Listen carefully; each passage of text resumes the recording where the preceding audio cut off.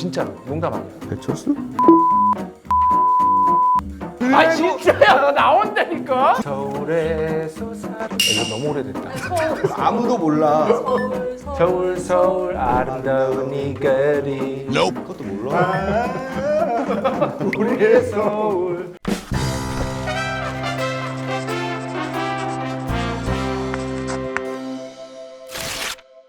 너무 늦게 봤다 하는 영화가 있어요, 그죠? 이 영화 좀만 빨리 봤더라면. 그래서 오늘의 건조 특보는 20대들이여 늦지 않았다. 인생이 바뀌는 영화 베스트 4입니다. 네. 그 매년 9월 셋째 주 토요일이 청년의 날이라고 하네요. 아 정말? 네. 오. 진짜 처음 알았어. 아련하네요. 아련합니다. 셋째 주 토요일이면 올해는 9월 18일이겠네요. 9월 18일. 우리랑 상관없어요. 올해는 상관이 없어 지금. 근데 청년의 날을 기념하여서 경기도와 경기복지재단이 경기도 청년 주간을 진행하면서 이렇게 또 무비건조에서 청년 관련 영화를 소개해달라 이렇게 제안이 들어오셨습니다. 그럼 지금부터 본격적으로 20대 봤으면 정말 우리도 이렇게 안 살고 있을 것이다. 그런 영화들 쏙쏙 골라서 소개해드릴게요. 구디런팅. 구디런팅은 진짜 근데 누구나 뭐랄까 청년을 대변하는 영화 같은 거잖아요. 누구나 사실 구디런팅을 이제 청년 때 보고 거기서 이제 교훈을 얻고. 구디런팅의 유일한 이제 돌이켜보면 단점을 꼽자면 It's not your fault가 너무 남발됐다는 거. 그게. 구디런팅 관련해서 이제 음악적인 얘기 잠깐 드리자면 워낙 유명한 작품이니까 이제 엘리엇 스미스가 주제가를 너무 좋아. 맡았죠. 근데 여러분들 엘리엇 스미스 아시는 분들은 알 테지만 그런 영화의 주제가를 맡을 성격이 아니에요, 그분이. 근데 왜 그 영화의 주제가를 맡았냐면 엘리엇 스미스 엄마가 뭐 예를 들면 이런 거야. 반상회를 갔어. 아들 뭐 하세요? 했는데 아들 뮤지션입니다. 했는데 그 반상회에서 아무도 모르는 거야, 자기 아들을. 그래서 이 얘기를 엘리엇 스미스한테 했어. 근데 엘리엇 스미스가 좀 미안하잖아, 엄마한테. 음악 한다고 하는. 그리고 자기 솔직히 인디 쪽에서는 그래도 인기 좀 있는데. 그런데 당연히 어머니 세대의 음악은 아니니까 모르지. 그런데 마침 그때 이 주제가 제의가 들어왔던 거야. 그래가지고 엄마한테 약간 좀 이제 좀 면 좀 세워드려. 진짜로. 그래서 맡게 된 거예요. 미스 미저리라는 명곡이 거기서 나와요. 그죠? 그런데 결국에는 이걸로 아카데미 주제가상 후보까지 오르고, 그런데 결국 상은 못하고 그때 상은 마이 핫 윌 고온이 탔죠. 추성철 기자님. 네, 제가 고른 작품은 나루시마 이즈루 감독의 일단 제목에서 뭐 다 아시겠죠. 잠깐만 회사 좀 관두고 올게. 네. 홍콩 영화가 아니네요. 홍콩 영화의 진정성이 떨어지는데? 홍콩 영화여도 청춘들은 대부분 주로 싸움을 많이 하기 때문에 주인공이 두 명의 주인공이 등장하죠. 이제 아오야마랑 야마모토 두 주인공이 등장하는데 이 아오야마가 회사에서 막 엄청나게 야근을 하는데도 야근 수당 전혀 못 받고 뭐 택시를 타도 택시비를 주는 것도 아니고 나중에는 이제 지하철역에 서 있다가 거의 자살을 할 것처럼 이렇게 전동차로 뛰어들려고 할 때 야마모토라고 하는 또 다른 남자가 구해주게 되죠. ちょっとあんまり打ち上がったかし人生は誰のためにあると。ただいま。おかえりできれば部長も少し休んでください。 사실 우리 같은 이 직종이 그렇잖아요. 그 영화 와이키키 브라더스에서도 이 성우라고 하는 주인공이 정말 힘들게 살면서 겨우 뭐 이 단란주점에서 반주하면서 이렇게 살아가는 사람인데도 불구하고 막 옛날 친구들 만나면 하는 얘기가 야 그래도 너는 하고 싶은 일 하면서 살고 있잖아. 그렇게 좋아하던 음악 하면서 사니까 행복하냐고. 그래. 사실 이 말 한마디 때문에 사실 우리가 그동안 환각 상태에 빠져 있었던 거예요. 나 진짜 일침을 하네, 일침을. 그러니까 이 주인공도 그렇죠. 나올 때쯤 돼서야 사실은 내가 여기 오고 싶은 회사가 아니었고 나하고 일도 적성에 안 맞고 이런 것들 뒤늦게 깨닫게 되는 거죠. 그러면서 이 주인공이 나오게 되는 시점에는 회사에 남아있는 사람들이 그냥 불쌍하게 보여요. 저는 진짜 그 영화 캐릭터가 회사 간두고 나오는 그 장면 있죠.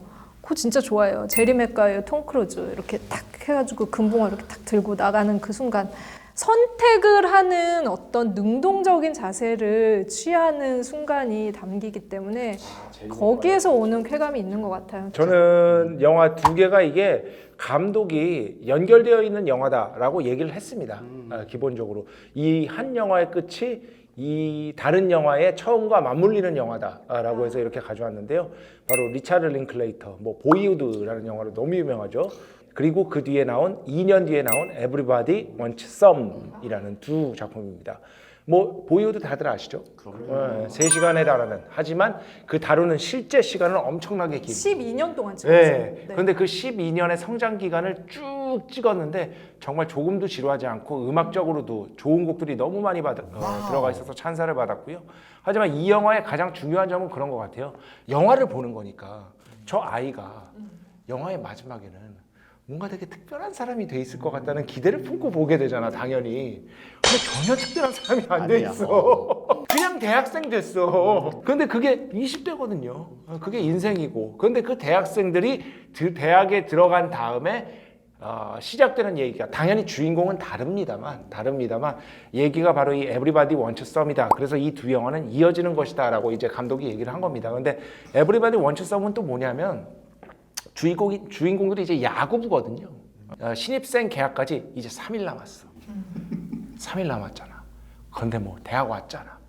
3일 동안 놀고 또 놀고 하는데요. 끝이야, 끝. 놀고 있네. 정말 약간 그 B급 코미디에 어떻게 보면은 전형이라고 할 수 있어서 이런 류의 영화를 좋아하는 분들이라면 아주 마음에 드실 거예요. 그래서 결국 말하고 싶은 거는 뭐냐면은 특별하지 않아도 괜찮다는 거. 이게 첫 번째일 것 같고요. 두 번째는 20대 때는 특히나 이제 20대 초반 그리고 중반 이전이라면은 한번 시원하게 한번 저질러야 될 때가 있다는 거예요. 그래서 저는 궁금한 게 있는데 사실 우리들 중에서는 가장 정규직스럽게 배철수 음악 캠프에서 굉장히 오랫동안 일하셨잖아요. 프리랜서라니까. 한 번 정도 이거 약간 때려치고 싶다, 시원하게 그런 생각 해본 적 없어요? 한 번도 없죠. 지속적으로 다니기 때문에 이런 얘기가 있잖아요. 배철수, 배순탁 무슨 관계? 아무 관계 아니죠. 아무 관계 아니고. 사촌 관계 아니고요? 아니 올라가면 시조는 똑같죠. 그렇겠지. 우리 이거 진짜 웃겨. 우리 배 씨가 분파가 여러 개가 있습니다. 당연히 달라요. 배 선배님이랑 저랑 아예 달라. 그런데 시조 한 분이 계실 거 아니야. 그 시조 한 분의 이름이 뭔지 알아? 진짜로 농담 아니야. 배철수? 베지타야. 베지타. 진짜 나 조사일이야.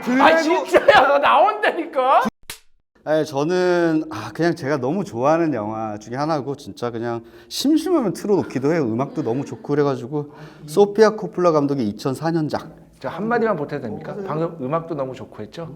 제가 낸 앨범입니다. 우리나라에 제가 수입해서 제가 라이센스. 진짜? 회사에 다닐 때? 로스트 인 트랜슬레이션.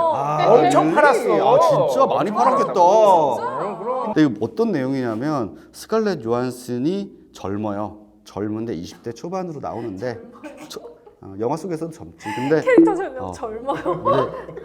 하는 일이 하나도 없어. 그냥 유명한 포토그래퍼의 부인이에요. 그래서 그 포토그래퍼가 일본으로 도쿄로 출장을 온 거예요. 그래서 자기는 그냥 따라왔어. 그래서 호텔에 계속 있는 거야. 자기 이제 남편은 계속 촬영을 하러 다니고 뭐 교토 이런데 이 여자에게는 삶이 너무 무료해. 그런데 이 스칼렛 요한슨이 이 호텔에 마침 묵고 있던 빌 머레이가 연기하는 헐리우드 스타를 만나요. 이 남자는 어떤 중년의 위기를 겪고 있는 남자야.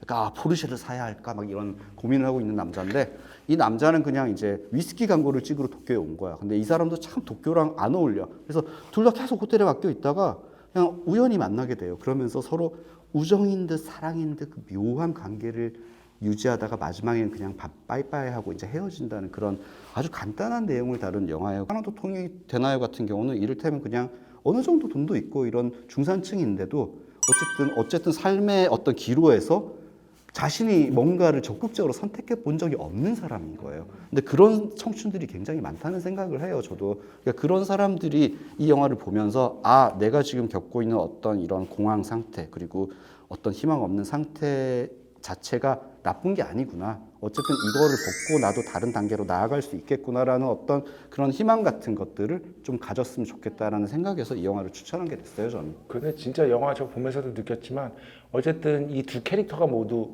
지금 소외되어 있는 상태잖아요.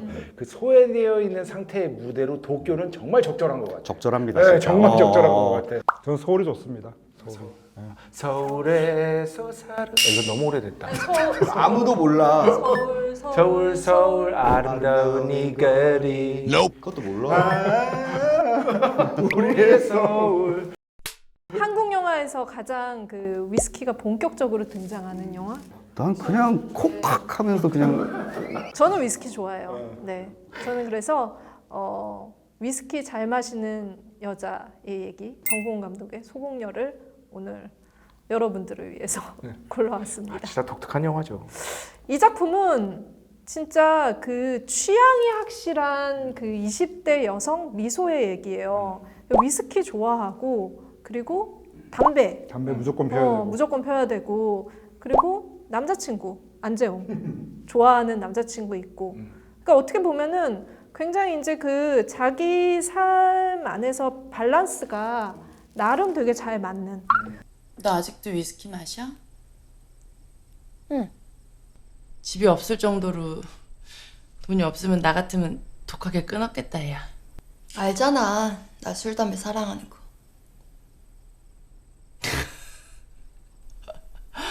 아이고 그 사람 참 염치 없다 야. 왜 내가 진짜 지금 20대한테 이 영화를 추천을 하냐 그거는 저는 미소 보면서 그 생각했거든요. 아, 나 저렇게 못 살았네. 아니 왜냐면 이게 지금 저는 이제 제가 40대가 되고 나서 이 영화가 나왔잖아요. 근데 저 때는 이런 개념이 없었어요. 한 직장에 오래 있는 게 미덕으로 느껴지던 시대를 살았기 때문에 이런 방식의 취사 선택을 할 수 있다라는 것 자체의 개념이 없었던 거죠. 비슷한 얘기 같아요. 그러니까 저도 그게 후회되는 거예요. 뭐냐면 아까 에브리바디 원츠성 같은 경우도 그렇게 놀아본 경험이 없는 거야. 그러니까 미칠 때까지. 그냥 한번 그렇게 했었어야 됐는데.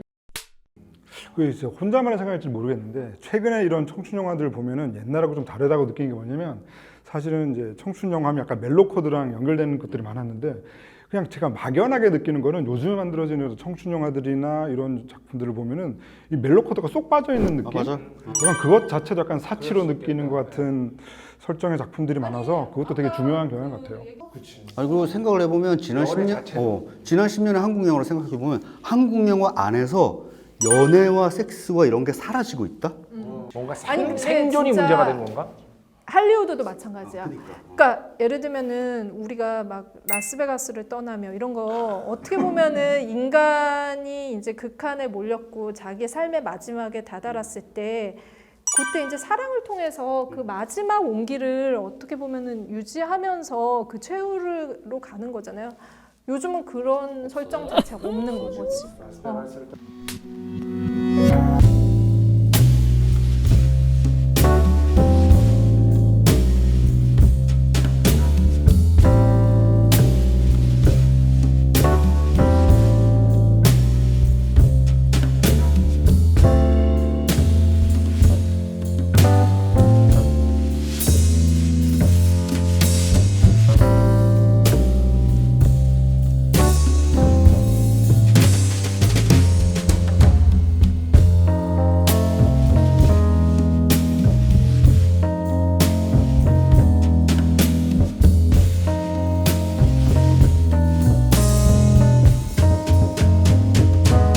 구독, 좋아요. 알림 설정.